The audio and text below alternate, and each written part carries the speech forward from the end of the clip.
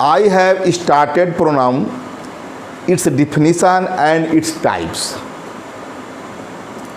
मैंने प्रोनाउन के परिभाषा और उसके प्रकारों को बतला दिया है कि प्रोनाउन किसी नाउन के स्थान पर आने वाला वर्ड है और ये 10 प्रकार के होते हैं।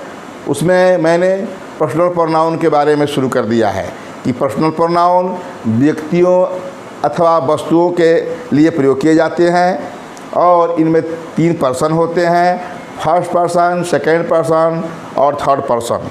उसमें भी मैंने पोजेसिव प्रोनाउन और पोजेसिव एडजेक्टिव के बारे में बतला दिया है।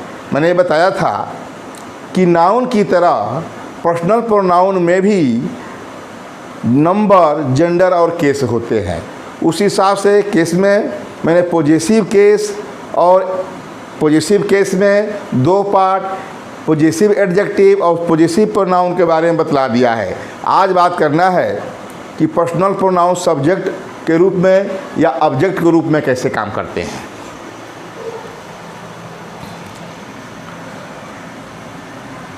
Personal pronouns, personal pronouns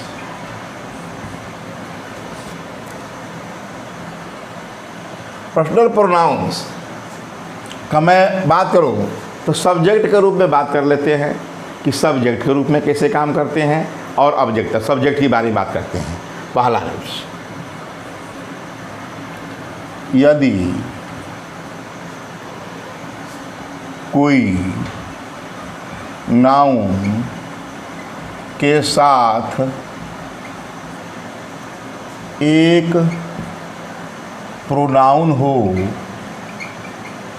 pronoun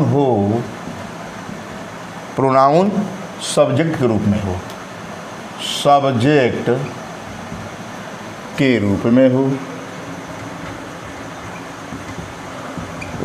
हो, क्या होता है? यदि कोई नाउन के साथ एक प्रोनाउन सब्जेक्ट के रूप में हो और नाउन और प्रोनाउन एंड से जुड़े हों, और नाउन और प्रोनाउन जो आने वाला प्रोनाउन है एंड से जुड़े हों, एंड से ही नहीं, एंड है, OR है, एज वेल एज है, अन्य शब्द भी है, ए लाइक है, विथ है, जो भी। तो और नाउन और pronoun and are as well as ETC से जुड़े हों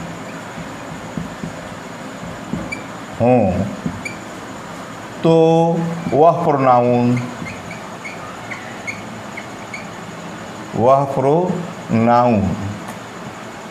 नॉमिनेटिव केस में होता है, नॉमिनेटिव केस में होता है। क्या बताया? यदि कोई नाउन के साथ एक प्रोनाउन सब्जेक्ट के रूप में हो, नाउन भी हो और प्रोनाउन भी हो, सब्जेक्ट के रूप में हो और नाउन और प्रोनाउन एंड आर अलग अलग है, एज वेल एज, अन्य लाइक विथ आज से जुड़े हों तो वह प्रोनाउन नॉमिनेटिव केस में होता है। एग्जाम्पल्स देते हैं। से राम, इनकरेक्ट में ज़्यादा पूछता है इस तरह करके, राम एंड मी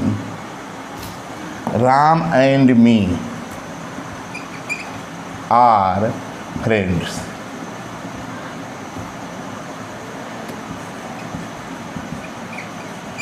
ठीक, Ram and me are friends. ये राम तो सब्जेक्ट के रूप में है ही, दोनों मिलाकर है, राम एंड मी, आर भी लिख सकते हैं, एज वेल ये लाइक भी लिख सकते हैं कि यहाँ एज नहीं लिख सकते, यहाँ राम एंड मी इस सेंस में है, आर फ्रेंड्स। इज रहता तो एज वेल एज भी लिख देते एक व्यक्ति के लिए। तो Ram and me are friends. तो याद रहे मैं क्या कहा, नॉमिनेटिव केस में होता है। ये नॉमिनेटिव केस क्या है इसका? तो मी का नॉमिनेटिव आई है, यही होता है।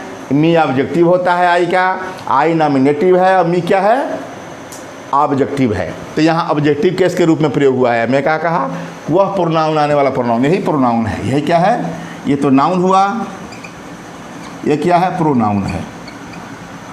तो इस प्रोनाउन किस रूप में है, ऑब्जेक्टिव के रूप में है। इसमें गलत है तो करेक्ट क्या होगा, Ram and I R friends. हो गया clear. Ram and I R friends मतलब आई लिखना है। इसका इतना लंबा लिखने का मतलब ये नहीं रहा, कहने का मतलब ये रहा कि यदि कोई नाउन के साथ एक प्रोनाउन सब्जेक्ट के रूप में हो, सब्जेक्ट के ही रूप में है, या ये कहे यदि किसी नाउन के साथ, यदि नाउन सब्जेक्ट है और उनके साथ कोई और प्रोनाउन हो, ठीक, तो वह क्या होता है, हमेशा नॉमिनेटिव केस में होता है। इसके भी लिख सकते हैं, यदि कोई नाउन सब्जेक्ट के रूप में हो और उसके साथ कोई प्रोनाउन हो। इसके दूसरे शब्द बता रहा हूँ, यदि कोई नाउन सब्जेक्ट के रूप में हो और उसके साथ कोई प्रोनाउन एंड से, आर से, एज वेल आज से जुड़े हों, तो याद रहे वो क्या होता है, नॉमिनेटिव केस में होता है। ये प्रोनाउन है जो कि ये ऑब्जेक्टिव है, तो ये क्या है, नॉमिनेटिव है। मैं बताया था चार्ट बनाकर कि नॉमिनेटिव, ऑब्जेक्टिव और पॉजेसिव। पॉजेसिव केस के बारे में डिटेल में बता दिया था। तो Ram and I R friends हो गया क्लियर। और दूसरा इसी का, ये सब्जेक्ट के रूप में बताया मैं, और इसी की बात करता हूँ। यदि सब्जेक्ट के रूप में, सब्जेक्ट के रूप में दो नाउंस हों, दो प्रोनाउंस हों, पर्सनल प्रोनाउंस हों, तो याद रहे यदि दो प्रोनाउंस, ये कहें यदि दो प्रोनाउंस एंड से जुड़े हों, एंड से जुड़े हों, एंड से, आर से, जो भी कहा, इनसे जुड़े हों, और पहला वाला क्या है, पहला प्रोनाउन सब्जेक्ट के स्थान पर है, तो दूसरा वाला भी सब्जेक्ट ही होगा, अर्थात नॉमिनेटिव केस का ही होगा। तो बात करते हैं, यदि दो प्रोनाउन एंड आर हो गया, एंड आर इत्यादि से जुड़े हों और वे किसी वर्ब के, अब अच्छा है, किसी वर्ब के सब्जेक्ट के स्थान पर हो, किसी वर्ब के सब्जेक्ट के रूप में हों, तो क्या होता है, दोनों नॉमिनेटिव केस के रूप में होते हैं, नॉमिनेटिव केस के रूप में होते हैं, केस में होते हैं। जैसे मैं कहा था कि कोई नाउन एक साथ प्रोनाउन, एक के साथ एक प्रोनाउन, यहाँ मैं लिख सकता हूँ वर्ब के सब्जेक्ट के रूप में हो, सही है। यदि कोई नाउन के साथ एक प्रोनाउन वर्ब के सब्जेक्ट के रूप में हो, तो और नाउन और pronoun and are, as well are से जुड़े हों, तो वह प्रोनाउन नॉमिनेट की केस में होता है। ठीक वही तरीका है। यदि कोई नाउन, मैंने दूसरे तरीक़ा से बताया, उसी तरह यदि दो प्रोनाउंस एंड आर ईटीसी से जुड़े हों और वे किसी वर्ब के सब्जेक्ट के रूप में हों, तो दोनों नॉमिनेटिव में होते हैं। दोनों नॉमिनेटिव होगा, नॉमिनेटिव में होते हैं। जैसे यहाँ हम पर्सनल प्रोनाउन का नॉमिनेटिव केस और ऑब्जेक्टिव केस दोनों की बात कर रहे हैं। दोनों नॉमिनेटिव केस में होते हैं। जैसे ही एंड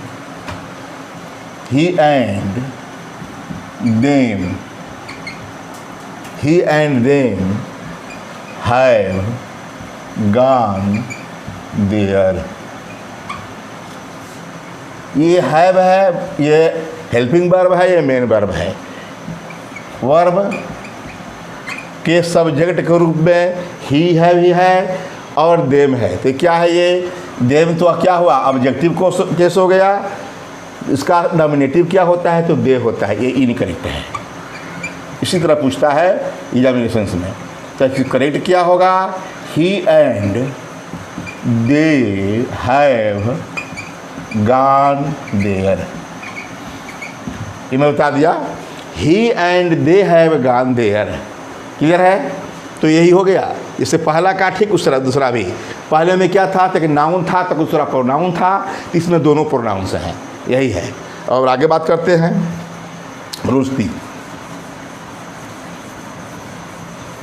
यदि दो, कहने का मतलब कि यदि कोई किसी शब्द के बाद कोई शब्द किसी वर्ब का सब्जेक्ट के रूप में हो, कोई वर्ड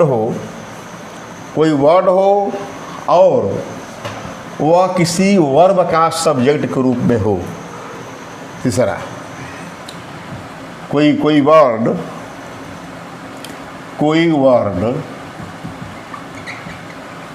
वर्ब का किसी वर्ब का सब्जेक्ट हो और उसके साथ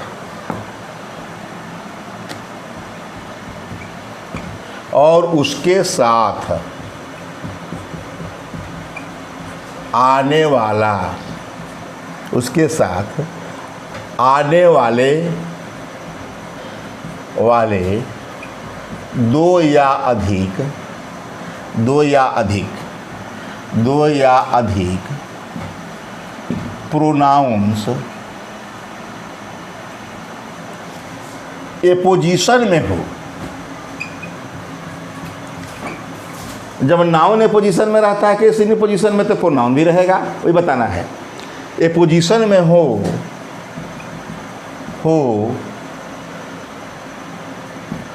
तो वे प्रोनाउंस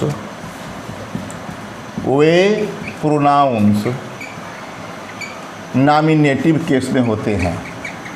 नॉमिनेटिव में होते हैं, केस तो जानते हैं, ये नॉमिनेटिव होते हैं।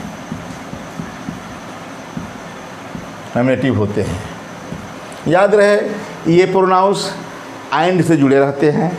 इसलिए ये जो एक दो हो या दो से अधिक हो, तो दो है तो एंड से जुड़ेंगे, 3 है तो पहले और दूसरे के बाद बीच में कामा रहेगा और तीसरा एंड से रहेगा, होते हैं। तो जैसे एग्जाम्पल देते हैं, ऐसे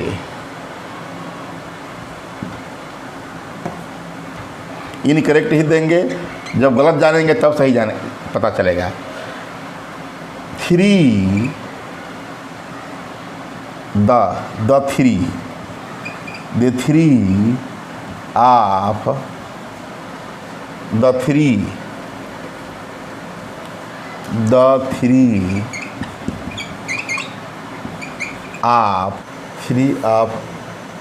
3 of us,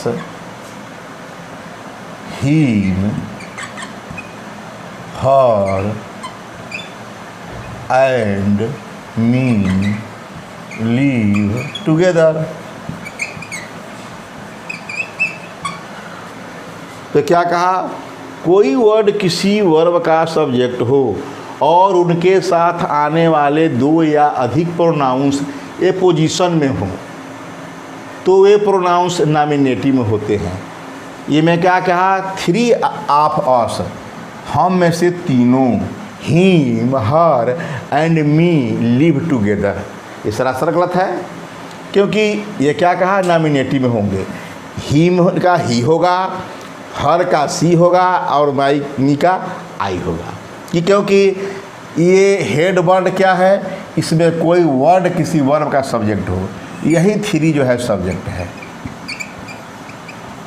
तो इनके साथ ये 3 ऑफ अस, हम में से 3 ऑफ अस, इतना हमारा सब्जेक्ट है।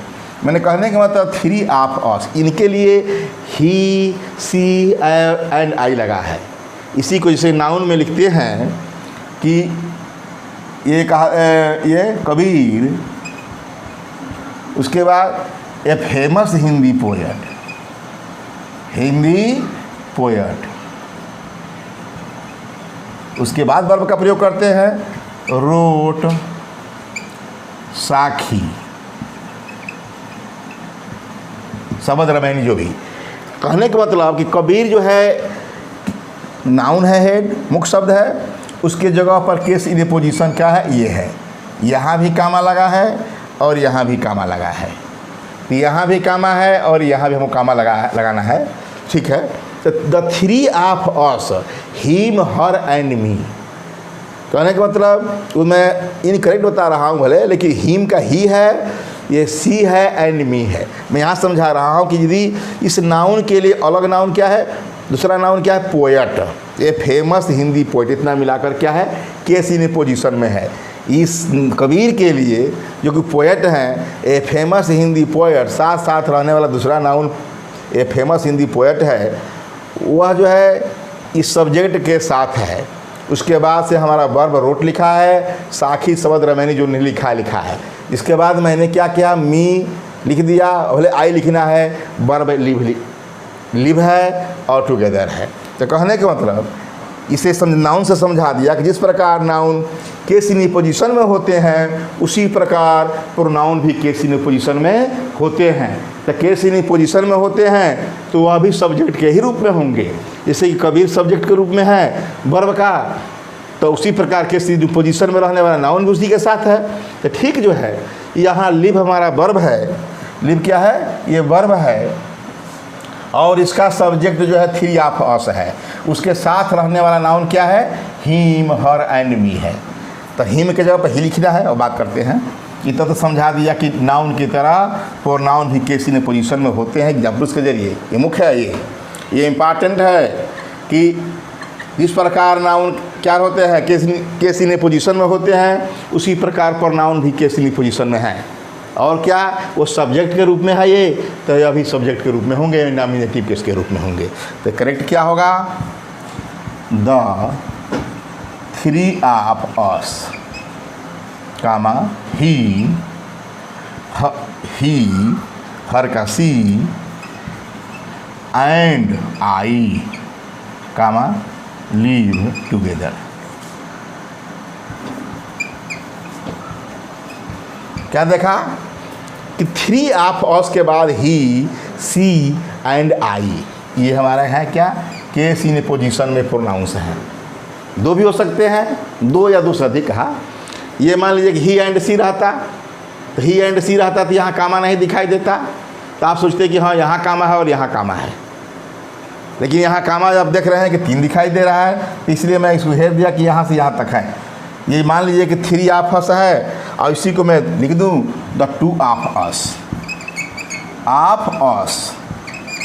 ठीक, कामा ही एंड आई, ही एंड आई, सी को हटा दिया, कामा लिव टुगेदर। अब स्पष्ट हो गया कि यहाँ भी कामा है, केस इन पोजीशन के पहले और बाद में कामा होता है। He and I case in position है, इसलिए इसके पहले भी कामा है और बाद में भी कामा है। तो तीनों मैंने ये बताया कि दोनों नॉमिनेटिव में होते हैं। वो तो प्रोनाउन की तरह बता दिया कि इधर भी कामा, पहले भी कामा, बाद में भी कामा। तो the two of us, he and I live together, ठीक है। इस प्रकार मैं क्या बताया कि यदि कोई वर्ड किसी मुख्य शब्द क्या हो, सब्जेक्ट के रूप में हो, उनके साथ आने वाला केस इन पोजीशन में प्रोनाउंस हमेशा नॉमिनेटिव में होते हैं, सब्जेक्टिव में होते हैं, ऑब्जेक्टिव में नहीं होते। मैंने इनकरेक्ट ऑब्जेक्ट कर देकर दिया था और उसको मैं करेक्ट कर दिया जो कि सब्जेक्टिव रूप में है, इसको नॉमिनेटिव केस कहते हैं। समझ आया, ठीक। आगे बात करते हैं। और इसी की बात करें सब्जेक्ट, ये तो मैंने बताया सब्जेक्ट के रूप में, नॉमिनेटिव केस के रूप में बात कर रहे हैं। और बात करना है हमको ऑब्जेक्टिव केस के रूप में। ऑब्जेक्टिव केस के रूप में बात करें तो हम ये देखते हैं कि यदि किसी वर्ब का एक नाउन ऑब्जेक्ट के रूप में है और उनके साथ कुछ दूसरा कोई प्रोनाउन है और एंड से जुड़ा है, तो याद रहे वह प्रोनाउन भी ऑब्जेक्टिव केस के रूप में होगा। इस प्रकार की सब्जेक्ट में उस नाउन का प्रयोग किया गया था, पहला रूल्स बताया, पहले रूल्स का उल्टा है। जिस प्रकार किसी वर्ब का सब्जेक्ट के रूप में कोई नाउन है, उनके साथ कोई प्रोनाउन एंड से जुड़ा है, तो वह प्रोनाउन भी नॉमिनेटिव केस में था। इसी प्रकार यदि किसी वर्ब का ऑब्जेक्ट कोई नाउन है और नाउन के साथ आने वाला कोई प्रोनाउन है, याद रहे वह भी ऑब्जेक्टिव केस में ही होगा। इसी को बता रहे हैं। यदि किसी वर्ब का ऑब्जेक्ट कोई नाउन है, कोई नाउन है और नाउन के साथ और उसके साथ एंड से जुड़ा हुआ, एंड हो आर हो जो भी जैसे बताया गया तो एंड से ही लेते हैं, एंड से जुड़ा हुआ कोई प्रोनाउन है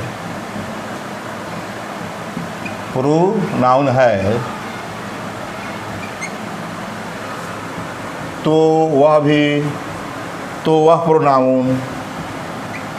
प्रोनाउन ऑब्जेक्टिव केस का होगा, ऑब्जेक्टिव केस का होगा। ऐसे आई ये करेक्ट ही लेंगे हमेशा। आई टॉट राम एंड सी। ठीक, आई टॉट राम एंड सी। मैं ये क्या है, ये टॉट ये सब्जेक्ट हो गया, ये वर्ब हो गया, ये ऑब्जेक्ट के रूप में है, ये ऑब्जेक्ट के रूप में है। राम यहाँ सब्जेक्ट नहीं ऑब्जेक्ट है। मैंने राम को पढ़ाया, किसको? तो राम को ही नहीं, राम एंड सी, तो वह कह रहे हैं मैंने राम और उसको पढ़ाया, जो स्त्री है। या मैं देम भी लिख सकता हूँ, कि मैंने राम को और उन लोगों को पढ़ाया। तो बात करते हैं, मान लीजिए कि देम ही हमको कर दे ही कर, राम एंड दे। ठीक, तो क्या होगा करेक्ट में? आई टॉट राम एंड देम। क्या बताया? यदि किसी वर्ब का ऑब्जेक्ट कोई नाउन है और उसके साथ एंड से जुड़ा हुआ कोई प्रोनाउन है तो वह प्रोनाउन ऑब्जेक्टिव केस में ही होगा, ऑब्जेक्टिव केस का होगा। I taught Ram and they. She कहा, आई है तो आई कह नहीं सकते, यू कह सकते हैं तो यू का सब्जेक्ट ऑब्जेक्ट एक होता है तो यू उचित नहीं है लिखना। तो आई taught Ram and they incorrect है। तो राम है ऑब्जेक्ट के रूप में, तो दे सब नॉमिनेटिव है, उसका ऑब्जेक्टिव देम होता है। तो आई taught Ram and them. Clear है? अब आगे बात करते हैं। अब मैं दूसरे रूल्स का अपोजिट बता रहा हूँ। यदि किसी वर्ब का सब ऑब्जेक्ट, इसी में यदि किसी वर्ब का ऑब्जेक्ट दो प्रोनाउंस हो या दो से अधिक प्रोनाउंस हो, दो हो या दो से अधिक प्रोनाउन हो। यदि किसी वर्ब का ऑब्जेक्ट्स दो, क्या हो? यदि वर्ब का ऑब्जेक्ट्स दो या अधिक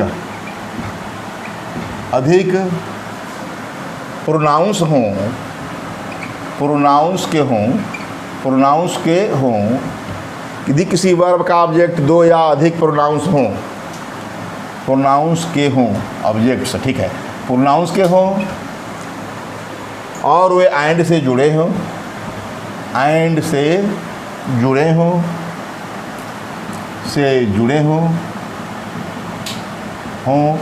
तो प्रत्येक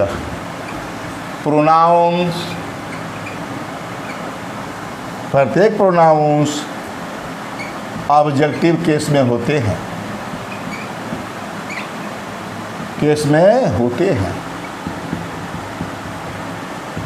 जैसे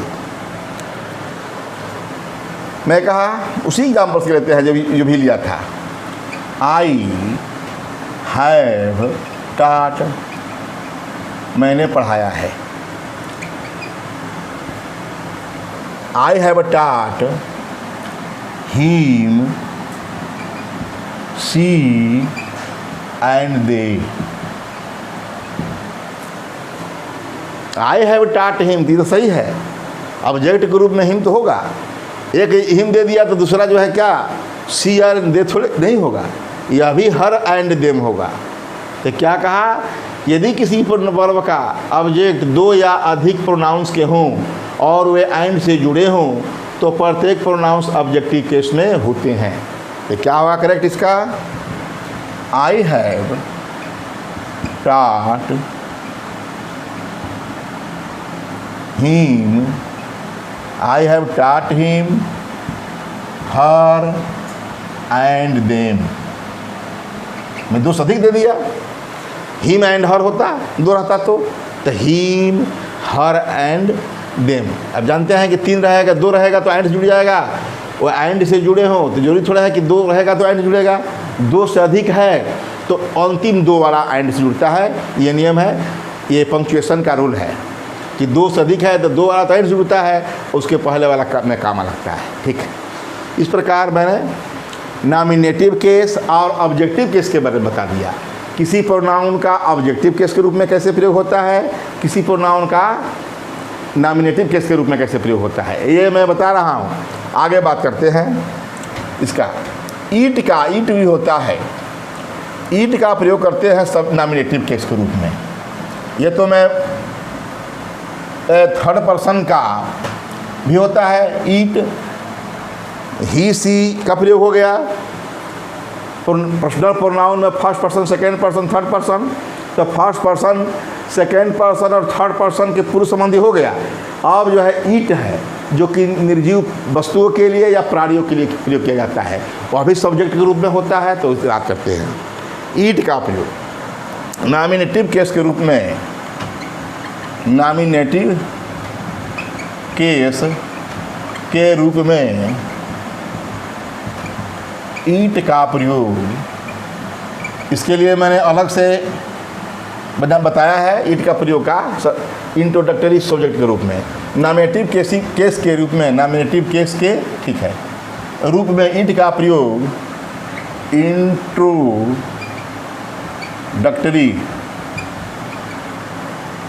इंट्रोडक्टरी सब्जेक्ट, ये कहा नॉमिनेटिव केस के रूप में ईट का प्रयोग इंट्रोडक्टरी सब्जेक्ट जैसा किया जाता है, जैसा किया जाता है।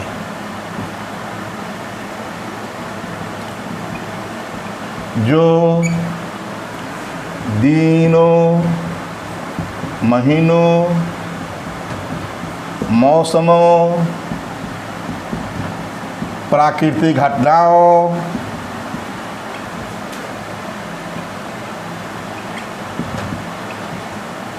के लिए होता है,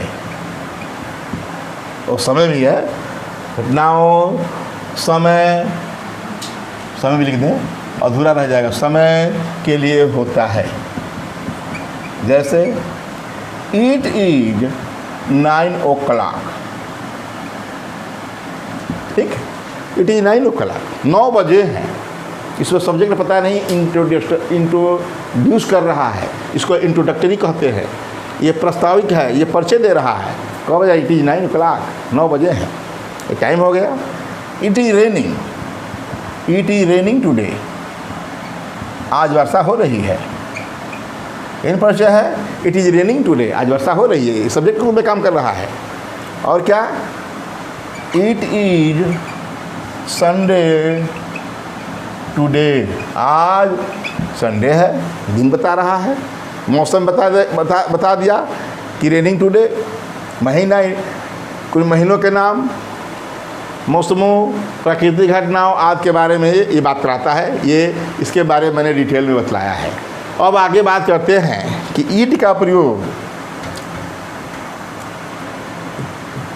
नॉमिनेटिव केस के रूप में, ईट का प्रयोग हम बी फार्म वर्ब के पहले भी करते हैं, और उसमें बी फार्म वर्ब के बाद मतलब is, are, am, was, were ये कहें तो उसके छोड़िए, इस ईट किसी भी सब्जेक्ट पर क्या एम्फेसिस करने के लिए, दबाव डालने के लिए हम लोग ईट का प्रयोग करते हैं।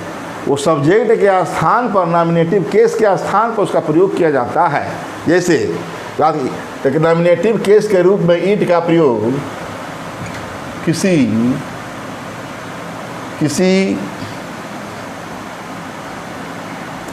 किसी सेंटेंस को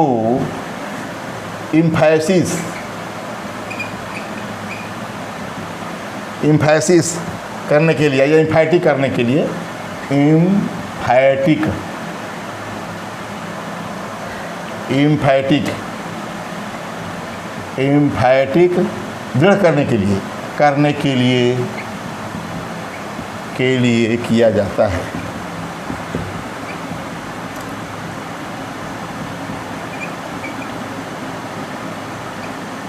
जाता है। ऐसी दशा में ईट के साथ ईज या वाज का प्रयोग होता है, वाज का प्रयोग होता है। और उसके साथ, इसके साथ, ईट के साथ, इसके साथ आने वाला प्रोनाउन, आने वाले प्रोनाउंस नॉमिनेटिव केस में होते हैं, केस में होते हैं,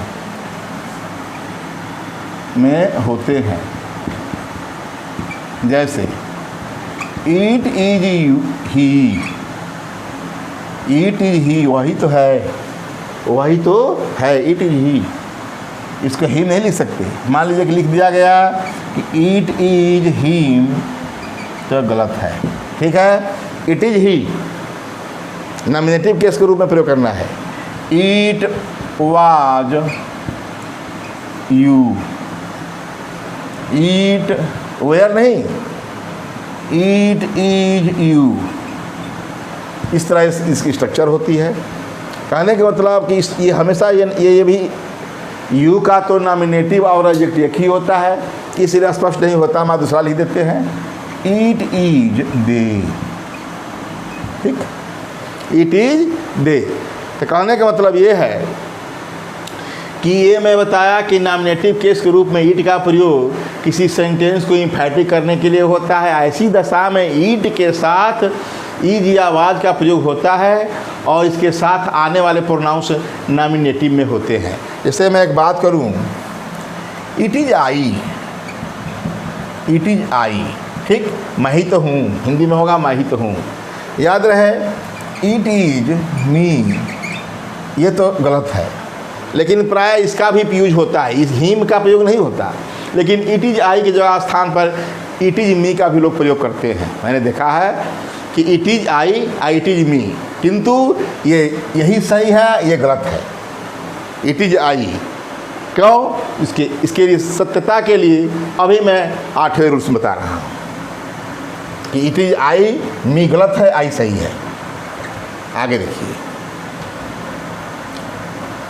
कहने का मतलब ये है कि यदि ईट से सेंटेंस शुरू हो और ईट के बाद इट इज हो, इट वाज हो, उसके बाद आने वाला कोई रिलेटिव प्रोनाउन हो, तो रिलेटिव प्रोनाउन से पहले आने वाला जो भी प्रोनाउन होगा वो नॉमिनेटिव के रूप में होगा, ऑब्जेक्टिव केस के रूप में नहीं होगा। तो बात करते हैं, ईट इज या वाज के बाद के साथ आने वाले प्रोनाउंस नॉमिनेटिव में ही होते हैं, बताया था अभी, नॉमिनेटिव में ही होते हैं,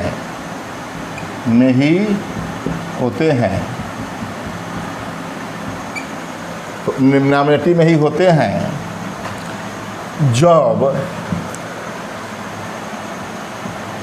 जब रिलेटिव प्रोनाउंस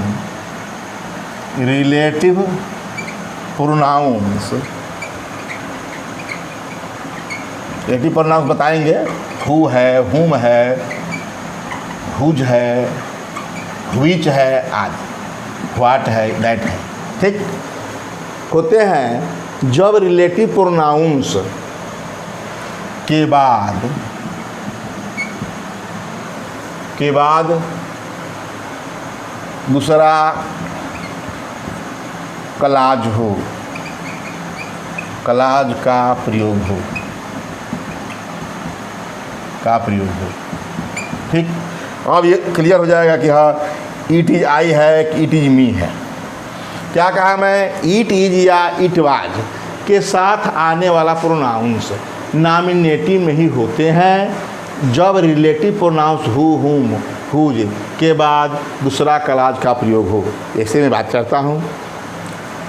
इट इज, मैं मी लिख दूँ, it is me who have taught you, ठीक। यू नहीं लिखते हैं, यू का सब्जेक्ट ऑब्जेक्ट पता नहीं चलता, ठीक है, देम कर देते हैं, बहुत बढ़िया। It is me who have taught you, याद रहे इट इज आई, मैं ही तो हूँ जिसने उन्हें पढ़ाया है, मैं ही तो हूँ जिसने उन्हें पढ़ाया है। तो क्या होगा, इट इज इनकरेक्ट है, it is I who have taught them। Relative pronoun है, बताएंगे उस वक्त स्पष्ट होगा कि क्यों जो है हु लगा, हैव लग गया, हु के बाद डायरेक्ट वर्ब लगा, ये देखेंगे। ये हुम रहता तो सब्जेक्ट भी रहता, बताएंगे। एग्जाम्पल ले रहे हैं कि इट इज आई, मी नहीं आई, हु हैव, हु किस लिए है तो आई के लिए है, नाउन रहता है। It is Ram who have taught them, it is Ram रहता तो उसी हिसाब चलता, लेकिन it is I who have taught them। मैं कहा यही करेक्ट है हमारा। इसी में दूसरा ले लेते हैं, इट इज ही, हिम नहीं ही, हु हैज होगा, it is he who has, इसी के अनुसार यहाँ वर्ब होगा। इधर रिलेटिव प्रोनाउन पता चलेगा कि यहाँ हैव किस लिए लगा, तो हैव को देखकर। ये पुरोगामी शब्द है, ये इसका हु, हुम, हुज का पुरोगामी शब्द होता है, उसी के अनुसार ये वर्ब लगता है। ये पुरोगामी शब्द नाम रहता, यहाँ जो है प्रोनाउन ही है, इसका पुरोगामी शब्द है। तो it is he who has, he के साथ हैज taught them। इस प्रकार मैंने ये बता दिया कि मुझे ये पर्सनल प्रोनाउन सब्जेक्ट के रूप में कैसे काम करते हैं और ऑब्जेक्ट के रूप में कैसे काम करते हैं। विशेषकर मैंने ईट का प्रयोग बतला दिया कि ईट के साथ आने वाला आई, मी नहीं बल्कि क्या है, आई है, ही है, क्योंकि रिलेटिव प्रोनाउन में हम जुड़ते हैं तो उसका पुरोगामी शब्द, क्योंकि याद रहे ये किसी का नाम रहेगा तो नाम सब्जेक्ट में ही होता है। इसके साथ ही हमें क्या करना है, इसी के सब्जेक्ट के साथ हमें इसमें वर्ब में परिवर्तन करते हैं। इसका वर्ब आता है, इस सब्जेक्ट के अनुसार ही है, या किसी पुरुष का नाम है उसके अनुसार हैज का प्रयोग हुआ है। कहने का मतलब पुरुष रहता तो हैज लगता, यहाँ भी पुरुष रहता या तो हैज लगता। तो कहने का मतलब कि it is he who has taught them। तो यहाँ हमको ऑब्जेक्टिव केस के रूप में नहीं प्रयोग करना है, सब्जेक्टिव केस के रूप में प्रयोग करना है। रिलेटिव प्रोनाउन के तहत हमने जान लिया। इस प्रकार मैंने नॉमिनेटिव केस और ऑब्जेक्टिव केस के बारे में बतला दिया।